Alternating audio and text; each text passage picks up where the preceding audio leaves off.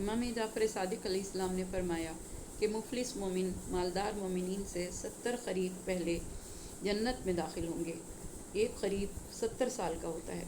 और मैं तुम्हें मिसाल देकर ये बात समझाना चाहता हूँ कि किसी दरिया में दो कश्तियाँ जा रही हों, एक खाली हो और दूसरी अशिया से भरी हुई हो। रास्ते में हुकूमत के कारिंदे इन कश्तियों को रोकें। जब वो खाली कश्ती देखेंगे तो कहेंगे कि इसमें कुछ भी नहीं है, इसे जाने दो। और जब वो भरी हुई कश्ती देखेंगे तो कहेंगे कि इसे रोको, हमने इसकी तलाशी लेनी है। आपने फरमाया, अगर तलब रिज़्क़ के लिए अहले ईमान की बारगाह इलाही में गिड़गिड़ाहट मौजूद न होती तो अल्लाह उन्हें मज़ीद मुफलिस बना देता।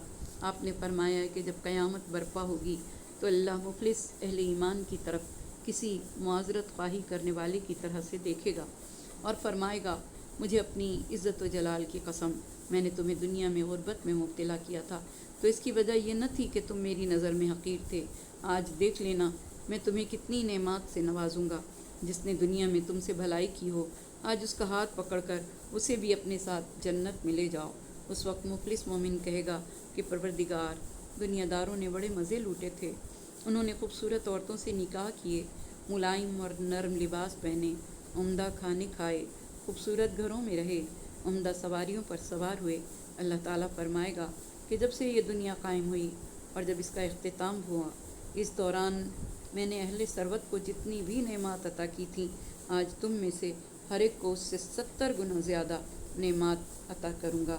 हज़रत इमाम जाफ़र सादिक अलैहिस्सलाम ने फरमाया कि बनी आदम में जो भी मोमिन होता था वो गरीब होता था और हर काफिर दौलतमंद होता था।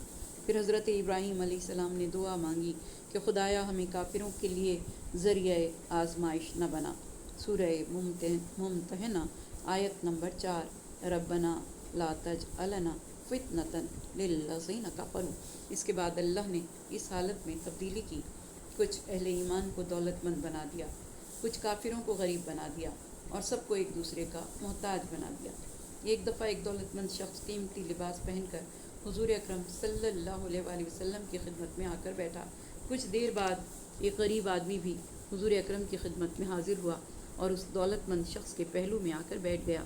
दौलतमंद शख्स ने अपने कपड़े समेट लिए। हुज़ूर अकरम सल्लल्लाहु अलैहि वसल्लम ने उसकी ये हरकत देखी तो फरमाया कि क्या तुझे खौफ लाहक हुआ कि उसकी गुर्बत तुझे चिमट जाएगी? दौलतमंद शख्स ने कहा कि नहीं। हुज़ूर अकरम सल्लल्लाहु अलैहि वसल्लम ने फरमाया कि क्या तूने इसलिए कपड़े समेटे कि कहीं तेरी दौलत तेरे हाथ से निकल कर उसके पास न चली जाए? दौलतमंद शख्स ने जवाब दिया कि नहीं। फिर हुज़ूर अकरम सल्लल्लाहु अलैहि वसल्लम ने फरमाया कि फिर तूने कपड़े क्यों समेटे? उसने अर्ज़ किया कि या रसूल अल्लाह, मेरे साथ इब्लीस रहता है जो हर बुरी बात को मुज़य्यन करके पेश करता है और हर अच्छी चीज़ को काबिल नफ़रत बनाकर पेश करता है। मैं अपनी आधी जायदाद अपने इस मुफलिस भाई को देता हूँ। हुज़ूर अकरम सल्लल्लाहु अलैहि वसल्लम ने उस मुफलिस मुसलमान से फरमाया कि क्या तुम इसकी दौलत कबूल करते हो? मुफलिस मुसलमान ने कहा कि या रसूल अल्लाह, मैं इसकी जायदाद कबूल नहीं करता। हुज़ूर अकरम सल्लल्लाहु अलैहि वसल्लम ने पूछा कि इसकी क्या वजह है? उसने कहा, या रसूल अल्लाह, जब ये दौलत मेरे पास आ जाएगी तो मैं भी उसकी तरह मगरूर हो जाऊँगा। अल्लाह ताला ने हज़रत मूसा अलैहिस्सलाम से फरमाया कि जब गुर्बत व अफलास को अपनी तरफ आता हुआ देखो तो कहो कि ए शाआरे सालिहीन, तुझे खुशामदीद हो। और जब अमारत व सरवत को आता हुआ देखो तो कहो कि मेरे खुदा ने मुझे मेरी गलती की जल्द सज़ा दी है।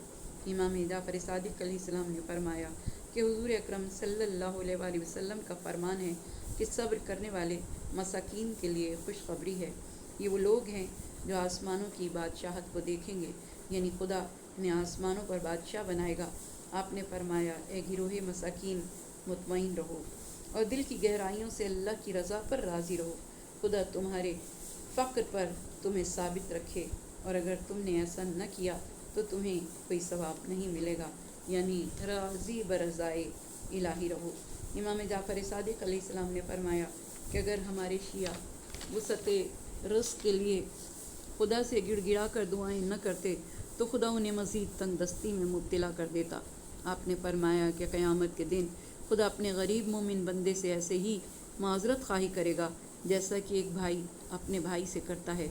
अल्लाह ताला फरमाएगा مجھے اپنے عزت و جلال کی قسم، میں نے تجھے اس لیے مفلس نہیں بنایا تھا کہ میری نظروں میں تو حقیر تھا۔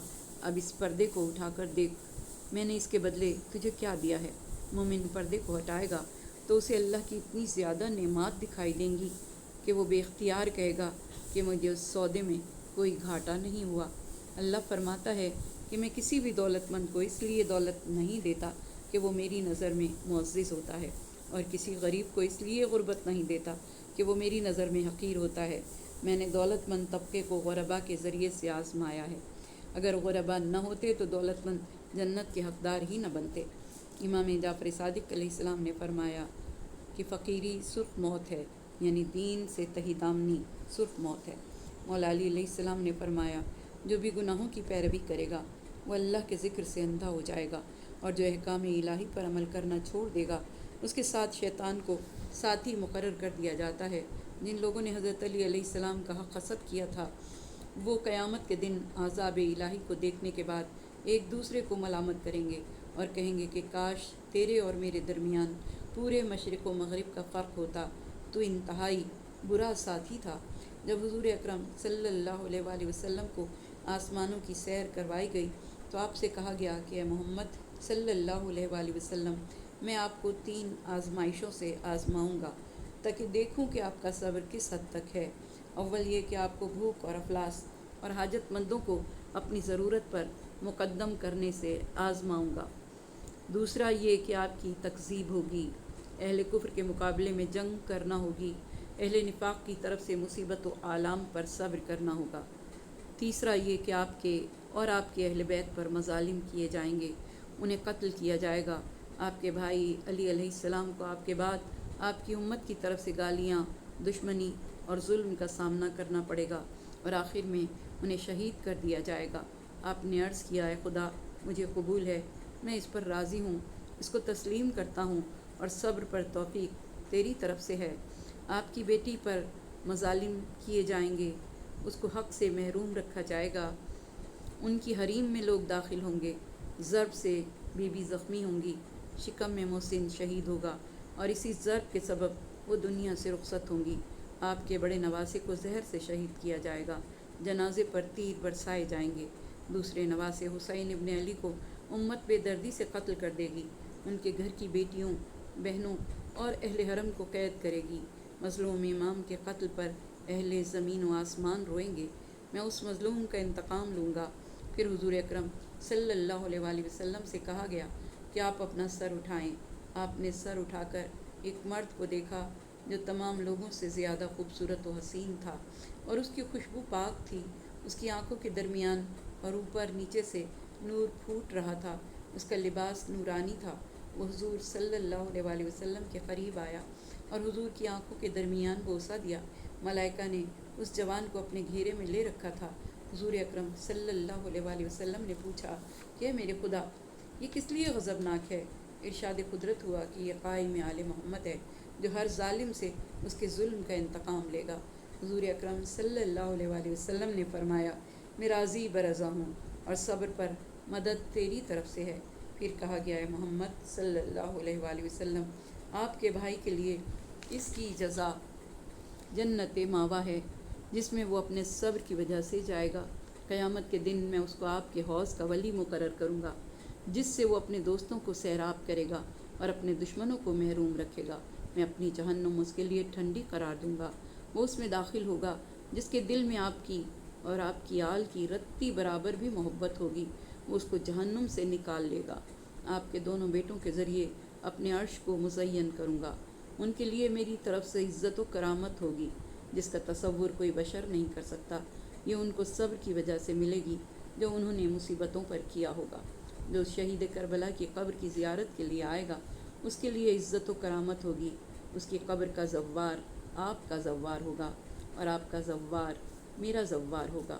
اپنے زوار کی عزت و کرامت میرے ذمے ہے۔ حسین ابن علی کا زوار جو سوال کرے گا میں اس کو دوں گا، اس زائر کو جزا میں خود دوں گا، اس کو قابل رشک عزت و کرامت دوں گا۔ آپ کی بیٹی کو اپنے عرش کے پاس کھڑا کروں گا۔ شہزادی سے کہا جائے گا کہ آپ کو اللہ نے اپنی مخلوق پر حاکم قرار دیا ہے، جس نے آپ پر، آپ کی اولاد پر ظلم کیا ہے، آپ ان کے خلاف جو چاہتی ہیں حکم صادر کریں، آپ کا حکم ان پر جاری ہوگا۔ جب بی بی سلام اللہ علیہ کو کھڑا کیا جائے گا تو بی بی سلام اللہ علیہ ان تمام ظالموں کے بارے میں جہنم کا حکم صادر فرمائیں گی۔ بس اس وقت ظالم کہے گا، ہائے حسرت، اے کاش میں نے جنب اللہ کے حق میں زیادتی نہ کی ہوتی، ان تقولا نفسا یا حسرتا علی ما فرت فی جنب اللہ، سورہ زمر کی آیت نمبر 56۔ اور ظالم دنیا میں واپسی کی آرزو کرے گا، اور ظالم اپنے ہاتھوں کو کاٹے گا اور یوں کہے گا، یا لیتنی اتخذت مع الرسول سبیلا، اے کاش میں نے رسول خدا کے ساتھ سبیل یعنی علی ابن ابی طالب علیہ السلام کو پکڑا ہوتا، اے کاش میں نے فلاں کو اپنا دوست نہ بنایا ہوتا۔ اور جب وہ اس کے سامنے آئے گا تو اس وقت کہے گا، یا لیتا بینی و بینک بعد المشرقین، اے کاش میرے اور تیرے درمیان دو مشرقوں کے برابر فاصلہ ہوتا۔ بس تو کتنا برا دوست ہے، لیکن اب اس بیزاری کا کوئی فائدہ نہیں، تم ظلم کر چکے ہو اور تم عذاب میں شریک ہو۔ سورہ زخرف آیت نمبر 38-39۔ پس ظالم کہے گا، اے خدایا، تو ہی اپنے بندوں کے درمیان ان باتوں کا فیصلہ کرے گا جن میں وہ اختلاف کر رہے ہیں، تو ان دونوں سے کہا جائے گا، الا لعنت اللہ علی الظالمین، آگاہ ہو جاؤ کہ ان ظالموں پر اللہ کی لعنت ہے جنہوں نے لوگوں کو اللہ کی راہ سے روکا اور اس میں کجی لانا چاہتے ہیں، یہی لوگ آخرت میں کفر کرنے والے ہیں۔ سورہ ہود آیت نمبر 18 اور 19۔ قیامت کے دن سب سے پہلے جس کا فیصلہ ہوگا وہ محسن بن علی علیہ السلام اور اس کے قاتل کے درمیان ہوگا۔ محسن بن علی علیہ السلام کے قاتل اور قنفذ کو لایا جائے گا اور دونوں کو آگ کے کوڑوں سے مارا جائے گا۔ اگر وہ ایک کوڑا سمندر پر مارا جائے تو مشرق سے مغرب تک سارا سمندر گرمی سے جوش مارنا شروع کر دے گا۔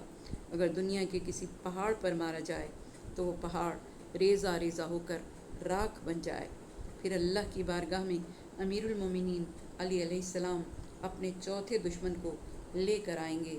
3 بڑے دشمنوں کو جہنم کے ایک کنویں میں بند کر دیا جائے گا اور کوئی ان کو نہیں دیکھ سکے گا اور وہ لوگوں کو نہیں دیکھ پائیں گے۔ اس وقت وہ لوگ جو ان کی ولایت میں ہوں گے وہ بارگاہ خدا میں عرض کریں گے کہ اے ہمارے رب، جنوں اور انسانوں میں سے جس نے ہمیں گمراہ کیا تھا وہ ہمیں دکھا تاکہ ہم ان دونوں کو اپنے قدموں تلے روند دیں اور وہ ذلیل و رسوا ہو جائیں۔ سورہ فصلت آیت نمبر 29۔ تو اس وقت ان سے اللہ فرمائے گا، آج تمہاری اس بیزاری کا کوئی فائدہ نہیں پہنچے گا کیونکہ تم ظلم کر چکے ہو، تحقیق تم سب اس عذاب میں شریک ہو۔ سورہ زخرف آیت نمبر 39۔ پھر ان کو حوض کے پاس لایا جائے گا، ان کو فرشتوں نے جکڑا ہوا ہوگا، وہ امیر المومنین مولا علی علیہ السلام سے معافی طلب کریں گے اور آپ سے حوض کا پانی طلب کریں گے اور عرض کریں گے کہ ہمیں معاف کر دیں اور ہمیں ان فرشتوں سے چھڑا لیں۔ اس وقت ان سے کہا جائے گا، بس جب وہ اس وعدے کو قریب پائیں گے تو کافروں کے چہرے بگڑ جائیں گے اور ان سے کہا جائے گا، یہی وہ چیز ہے جسے تم طلب کرتے تھے۔ سورہ ملک آیت نمبر 27۔ بس وہ پیاسے ہی وہاں سے واپس پلٹا دیے جائیں گے، تمہارا پینا سوائے حمیم اور غسلین کے کچھ نہیں ہوگا، اور آج شفاعت کرنے والوں کی شفاعت بھی تمہیں کوئی فائدہ نہیں دے گی۔ مولا علی علیہ السلام نے اپنے ایک خطبے میں ارشاد فرمایا کہ ان دونوں نے میرے حق کے خلافت کو غصب کیا، اس حق کے بارے میں مجھ سے نزع کیا۔ وہ گمراہی کی سواری پر سوار ہوں گے، نادانی کی وجہ سے ایک نے دوسرے کو معین کر دیا، یقیناً وہ سب غلط راستے پر چلے تھے اور اپنی بہت بری سرنوشت خود اپنے ہاتھوں سے تحریر کی۔ حالانکہ گھر کے اندر وہ ایک دوسرے پر نفرین اور لعنت کرتے تھے اور ایک دوسرے سے بیزاری کرتے تھے اور کہتے تھے، اے کاش میں نے فلاں کو دوست نہ بنایا ہوتا، اس نے مجھے ذکر سے گمراہ کیا جبکہ نصیحت میرے پاس آ چکی تھی، اور شیطان انسان کے لیے بڑا دغاباز ہے۔ سورہ فرقان آیت نمبر 28 اور 29۔ آپ نے فرمایا، وہ ذکر میں ہوں، میں وہ راستہ ہوں جس سے روگردان کیا گیا، میں وہ ایمان ہوں جس کا کفر کیا گیا، میں ہی وہ قرآن ہوں جس کو چھوڑ دیا گیا، میں ہی وہ دین ہوں جس کو جھٹلایا گیا، اور میں ہی وہ راستہ ہوں جس سے انحراف کیا گیا۔